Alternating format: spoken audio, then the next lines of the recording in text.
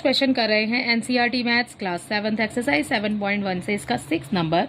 The sixth question is convert given percent to decimal fraction and also to fraction in simplest form.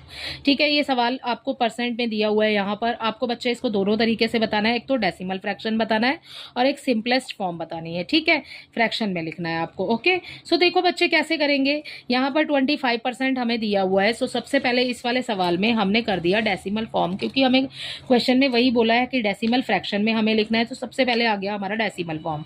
ये 25 है, 25 लिखा, percent लगा हुआ है यहाँ पर, अपॉन में आ जाएगा बच्चे 100। ठीक है, अब कर दो कैंसिल।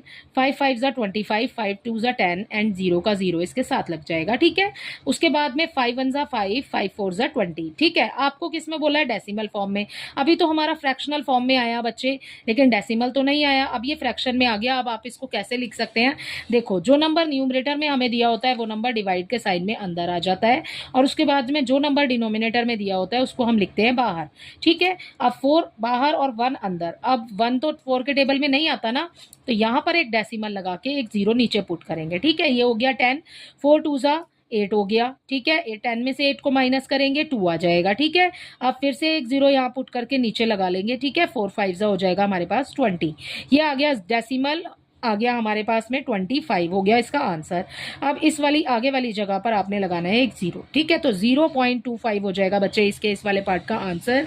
ये हो गया हमारा डेसिमल फॉर्म। ठीक है, अब हम कर रहे हैं अपना फ्रैक्शन फॉर्म। फ्रैक्शन फॉर्म में कैसे लिखेंगे? ये 25 जो दिया हुआ है इस 25 को लिखिए, ये परसेंट का साइन जो है अपॉन में आ जाएगा 100। ठीक है, अब कैंसिल कर दो जैसे हमने ऊपर वाला किया है, बिल्कुल सेम वैसे ही करना है। 1/4 यहाँ पर भी कैंसिल होगा तो 1/4 आ जाएगा। यही है बच्चे आपकी फ्रैक्शनल फॉर्म। ठीक है, सो ये है आपकी सिंपलेस्ट फॉर्म जो कि है 1/4। ओके, अगला देखिए इसके बी पार्ट में। इसके बी पार्ट में आपको नंबर दिया है 150%। ठीक है, 150% लिखा। सबसे पहले हमने यहाँ पर डेसिमल फॉर्म किया है।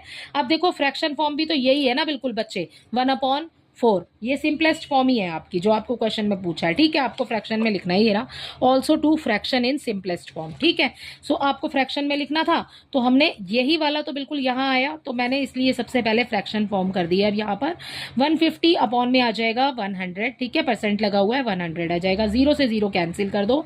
5 3 जा 15, 5 2 जा 10।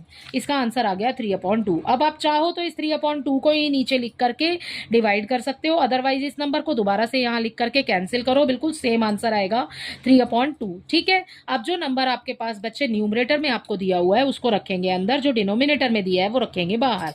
ठीक है, अब कैंसिल कर दो। कैंसिल क्या करना है? मतलब डिवाइड कर दो आप। ठीक है, सो यहाँ आंसर आ जाएगा देखो 1.5। सो ये